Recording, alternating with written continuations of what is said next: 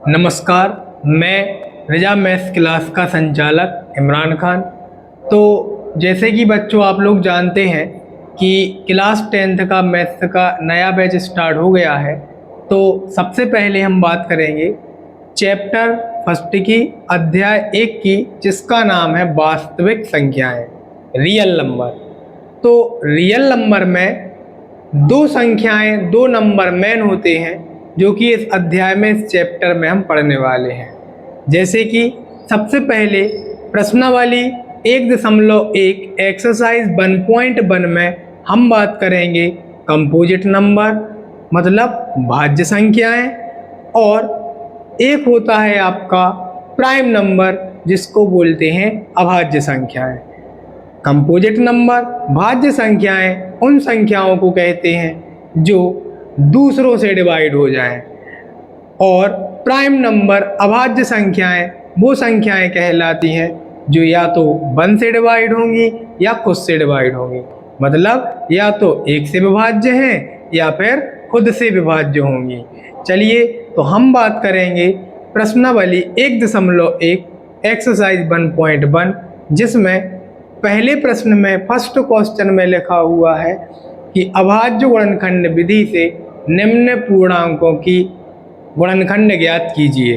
Prime factorisation method से factor find करने हैं। तो देखें बेटा, अपन बात करते हैं, सबसे पहला क्वेश्चन है अभाज्य गुणनखंड विधि से प्राइम फैक्टराइजेशन मेथड से कुछ नंबर दिए गए हैं जिनको हमें फैक्टर्स में तोड़ना है, गुणनखंडों में तोड़ना है।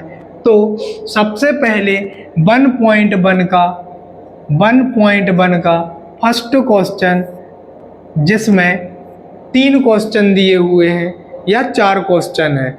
जैसे कि पहला है 140 का 140 का हमें प्राइम फैक्टराइजेशन मेथड से फैक्टर फाइंड करने हैं, गुणनखंड तोड़ने हैं 140 के। तो आसान मेथड है। तो क्या करेंगे हम, 140 को तोड़ने के लिए 140 140 ये काय से डिवाइड, और याद रखना प्राइम नंबर जो होते हैं जो खुद से या 1 से डिवाइड होते हैं 2 3 5 7 11, इन नंबर में हम फैक्टर्स तोड़ेंगे। जैसे कि 140 है, जैसे तो 2 से डिवाइड हो तो 70 हो जाएगा, 70 हो जाएगा। फिर 70 को 2 से डिवाइड करें, 70 को 2 से डिवाइड करें तो 35 आ जाएगा, 35 आ जाएगा। फिर 35 को 5 से डिवाइड करें, 5 लें तो यहाँ 7 आ जाएगा, फिर 7 लें तो यहाँ 1 बचेगा। मतलब हम कह सकते हैं कि 140 को अभाज्य गुणनखंड के रूप में अपन तोड़ सकते हैं।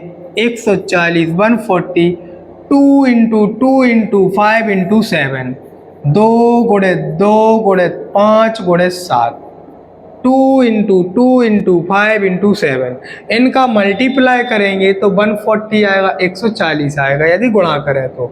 लेकिन अगर इसको और अच्छे तरीके से लिखना चाहें अपन, तो 2 इंटू 2 है तो इसको लिख सकते हैं अपन 2 की पावर 2, और 5 इंटू 7, ये हो जाएगा अपना आंसर, ये हो जाएगा अपना उत्तर। फिर सेकेंड क्वेश्चन है इसका, सेकेंड क्वेश्चन है 156, 156 को अभाज्य गुणनखंडों के रूप में तोड़ना है, प्राइम फैक्टराइजेशन फैक्टर। देखें 156 जो होता है बेटा, 156 जो होता है,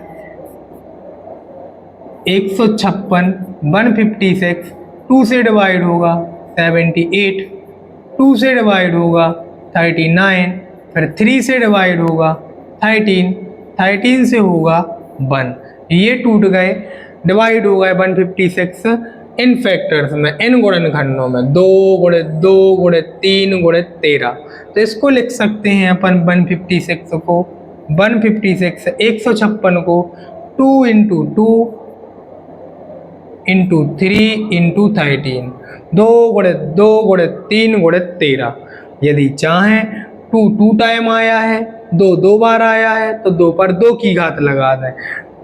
1 की घात 1 की घात, तो 2 पे हो जाएगी 2 की घात, मतलब जो 2 है वो 2 बार आया है, तो 2 पर 2 की घात। 2 जो है वो 2 टाइम आया है, और 3 1 टाइम, 13 1 टाइम।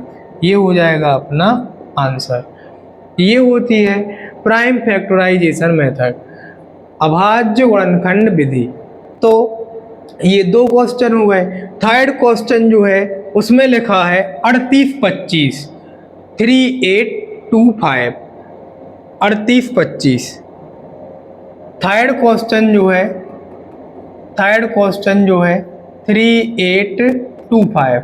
इसको सॉल्व करें, गुणनखंड में तोड़ें, फैक्टर निकालें इसके, तो हो जाएंगे 3 8 2 5। ये 3 से होगा, 3 से 12 टाइम हो जाएगा 36। 3 से 12 होता है, 12 का गुणा करें तो 36 आता है, मतलब 3 का 12 हो जाता है बेटा 36। बचा 2 21 7 टाइम, फिर हो जाएगा 1 तो 15। 3 से 15 5 टाइम, 12 75। अगर 38 25 को 3 से भाग दें, 3 से डिवाइड करें तो 1275 आता है।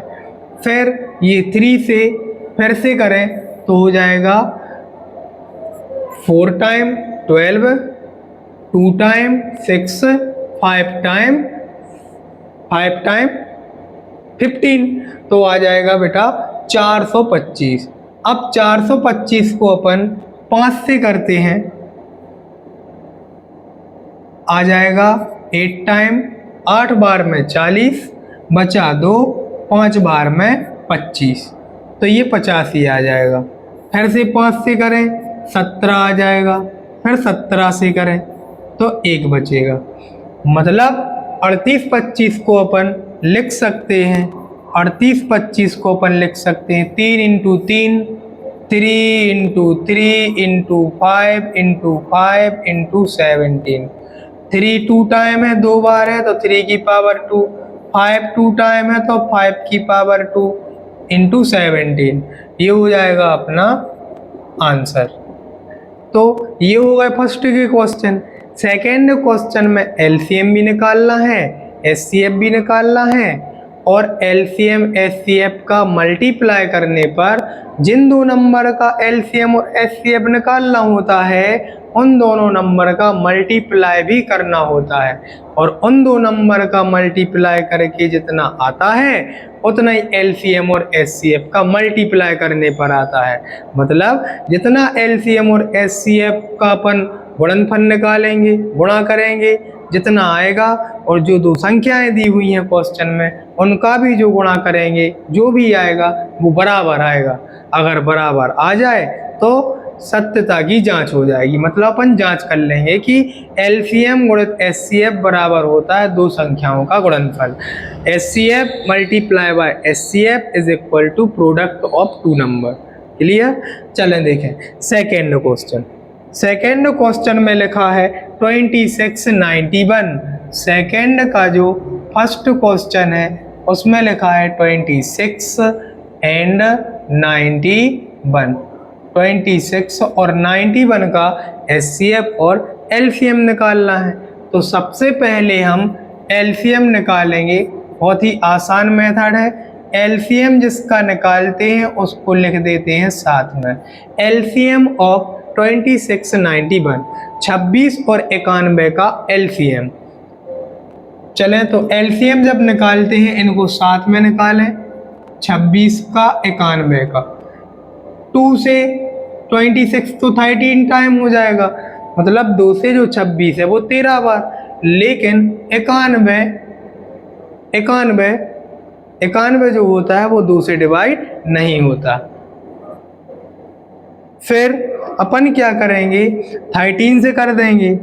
13 13 से करने के बाद 13 से करें या फिर 7 से कर दें। 7 से करेंगे तो 13 तो होगा नहीं, ये 91 91 हो जाएगा 7 से 13 बार, 7 से 13 बार। फिर ये 13 से एक बार, तो इसका जो एलसीएम है वो आ जाएगा 2 इंटू 7 इंटू 13। तो 2 × 7 × 13 होता है 91 और 91 का डबल होता है 182, 182। ये आ जाएगा अपना एलसीएम। फिर निकालेंगे अपन एचसीएफ। तो जब एचसीएफ निकालते हैं 26 और 91 का, ये निकालते हैं साथ में। कैसा साथ में? 26 का अलग निकाल लें और 91 का अलग निकाल लें।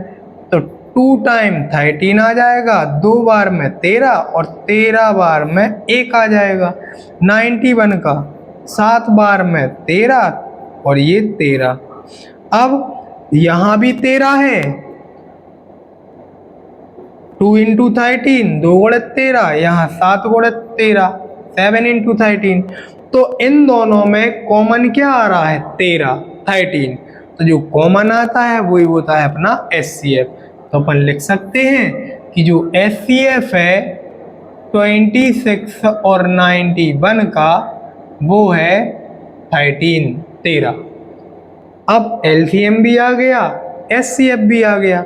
अब वो बोल रहे हैं अपन से क्वेश्चन में, जांच कीजिए कि एलसीएम का एचसीएफ में गुणा करने पर, मल्टीप्लाई करने पर, दो संख्याओं का गुणा करने पर दोनों इक्वल आते हैं।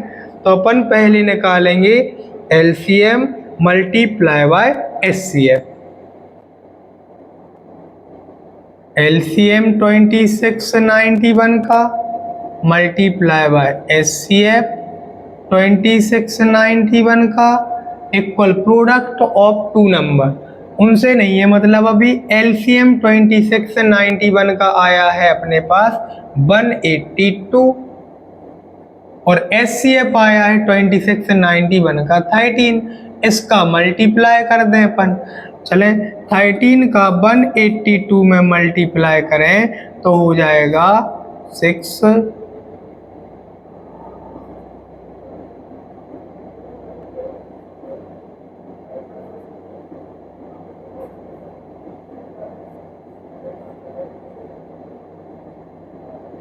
तेईस 66 आ जाएगा, 2366। ये आ गया 2366 एलसीएम और एचसीएफ का गुणा करने पर। फिर निकालेंगे दोनों संख्याओं का गुणनफल, दोनों नंबर का प्रोडक्ट। तो अपन लिखेंगे product of two number, product of two number, दो संख्याओं का गुणनफल, दो संख्याओं का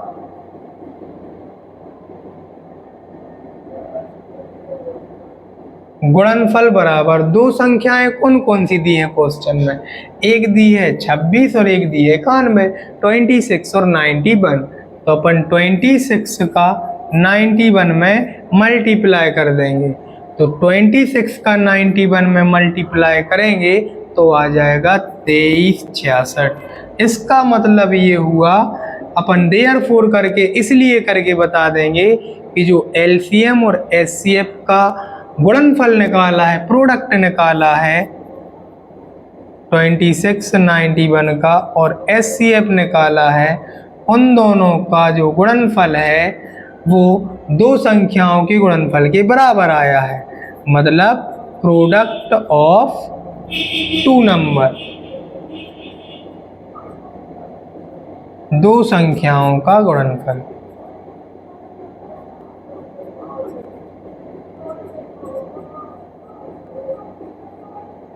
इससे ये वेरीफाई हो जाएगा। यही हो गया अपना आंसर।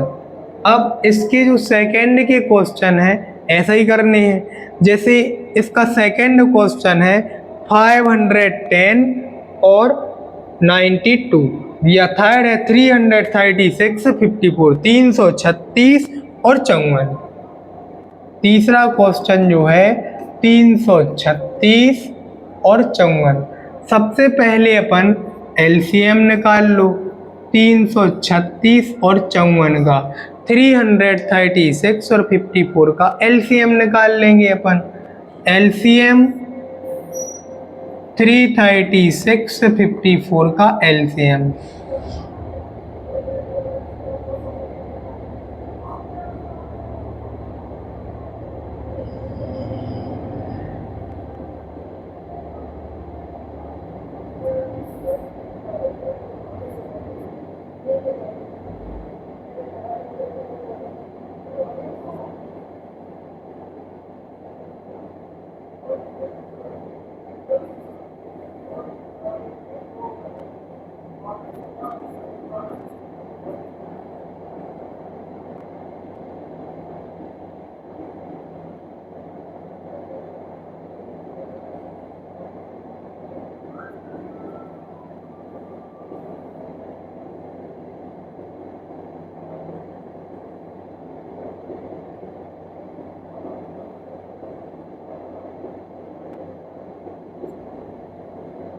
ये आ जाएगा अपना एलसीएम, इनका मल्टीप्लाई कर दें। मल्टीप्लाई करने पर LCM of 336 54 equal 2 into 2 into 2 into 2, 1 2 3 4, 4 बार 2 लिख दें, 2 लिख दें 4 बार। फिर 1 2 3 बार 3 लिख दें, 3 इंटू 3 इंटू 3। फिर 1 बार 7 लिख दें इंटू 7। इनका गुणा कर दें, 2 दूनी 4 दूनी 8 दूनी 16, 16 ती 48, 48 9 7 63, 48 गुणे 63। तो जब 48 का 63 में गुणा करेंगे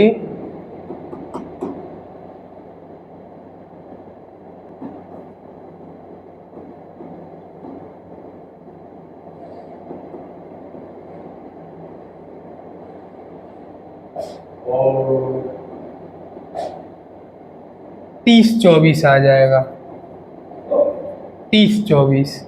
फिर एचसीएफ निकालते हैं, एचसीएफ अलग अलग निकालते हैं दोनों का। 336 का अलग निकालेंगे तो ये निकलेगा अपना 168 फिर 2 से 84 टाइम, फिर 2 से 42 टाइम, फिर 2 से 21 टाइम, फिर 3 से 7 टाइम, 7 से 1 टाइम। ये आ जाएगा 2 2 2, 1 2 3 4, 4 बार लिख दें 2, 1 बार लिख दें 3 और 1 बार लिख दें 7।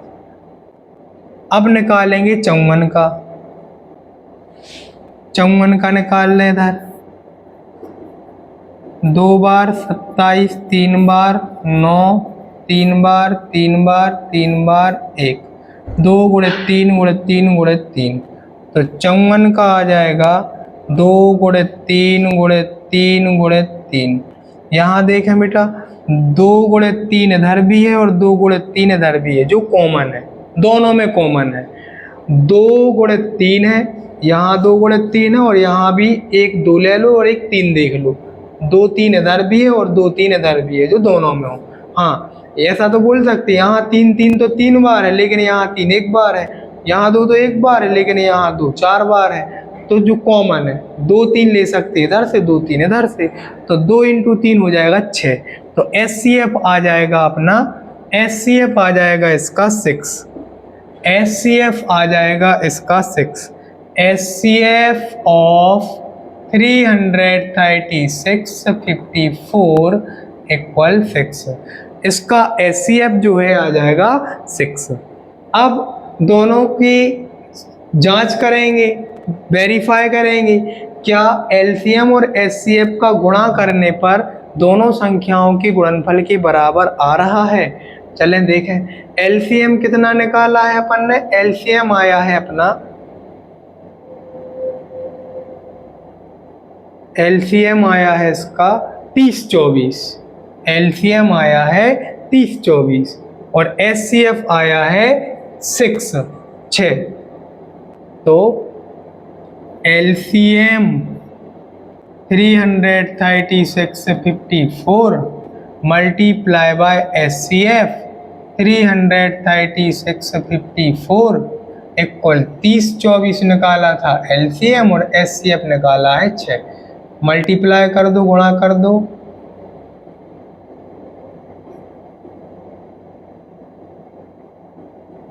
18,144, ये आ जाएगा अपना दोनों का गुणनफल।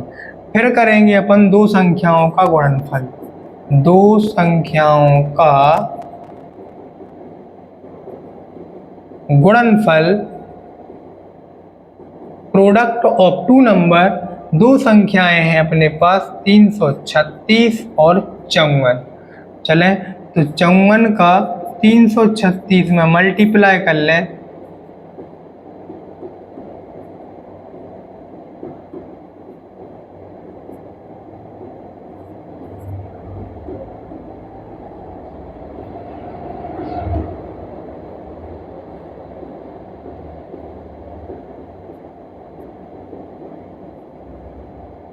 18,144। ये भी आ गया 18,144। तो इससे यह रिजल्ट निकला, यह निष्कर्ष निकला कि अगर एलसीएम और एचसीएफ का गुणा कर दिया जाए तो वही आएगा जो दो संख्याओं का गुणा करने पर आता है। ये हो गया अपना आंसर। चलिए, इसके बाद तीन संख्याओं का एलसीएम और एचसीएफ निकालना होता है। तीन संख्याएं, जैसे कि तीसरा क्वेश्चन है अपना 12, 15, 21। तीसरे का फर्स्ट है, पहला है 12, 15, 21। तो इनका जब एलसीएम निकालते हैं, एलसीएम ऑफ 12, 15, 21 साथ में निकाल लो। 12, 15, 21, 2 से 6 बचेगा। 12 को 2 से भाग दें, डिवाइड करें तो 6 बचेगा। 6 12 को 2 से डिवाइड करने पर 15 तो होता नहीं है ना, 21 होता है। 2 से फिर से करें तो 6 3 टाइम हो जाएगा, 3 बार। 15 तो 2 से होता नहीं है ना, 21 होता है। फिर 3 से करें तो 1 टाइम, 5 टाइम, 7 टाइम। फिर 5 से करें 1 1 7। फिर 7 से करें तो 1 1 1। मतलब ये आ गया अपना एलसीएम। 2 गुणित 2 गुणित 3, 2 गुणित 2 गुणित 3 गुणित 5 गुणित 7, 2 इंटू 2 इंटू 3 इंटू 5 इंटू 7। तो आ जाएगा 2 दूनी 4, 3 12, 5 60, 6 7 42, 420। एलसीएम आ गया 420। तो अपन ने 12, 15, 21 का एलसीएम निकाला 420, एक आंसर हो गया। अब निकालेंगे एचसीएफ, और जब एचसीएफ निकालते हैं तो एचसीएफ अलग अलग निकाला जाता है। यहाँ देख लें, एचसीएफ ऑफ 12, 15, 21। 12 का अलग निकालेंगे, 15 का अलग निकालेंगे और 21 का अलग निकालेंगे। 12 का 2 6 2 3 3 1, 15 से 3 5 5 1, 21 3 से 7 7 1। अब यहाँ 2 इंटू 2 इंटू 3 हो रहा है, 2 इंटू 2 इंटू 3, यहाँ 3 इंटू 5, यहाँ 3 इंटू 7। तो इन तीनों में देखें कॉमन क्या है, कॉमन तीनों में 3 है, तो एचसीएफ आ जाएगा 3। तो अपन लिखेंगे एचसीएफ ऑफ 12, 15, 21। 12, 15, 21 इसके नीचे इक्वल आ जाएगा 3। एक आंसर ये हो गया। तो एलसीएम आया 420 और एचसीएफ आ गया उन दोनों का 3। फिर 2 क्वेश्चन और है, ये आप लोग कर लेंगे। फिर क्या हो, क्वेश्चन दिया है 6 की पावर n, संख्या n के लिए, संख्या n के लिए, प्राकृत संख्या n के लिए 6 की पावर n जो है, उसमें जो n है क्या वो 0 पर समाप्त हो सकता है? बिल्कुल नहीं। क्यों? इम्पॉसिबल है। n का ऐसा कोई भी मान संभव नहीं है जिससे वो 0 पर समाप्त हो जाए। देखें, 6 को लिख सकते हैं अपन 2 इंटू 3, तो 6 की पावर n को लिख सकते हैं 2 इंटू 3 की पावर n। इसका मतलब ये हुआ 0 पर समाप्त कब होता है? कोई भी चीज 0 पर या 5 पर समाप्त जब होती है, या तो उसमें 0 हो या 5 हो।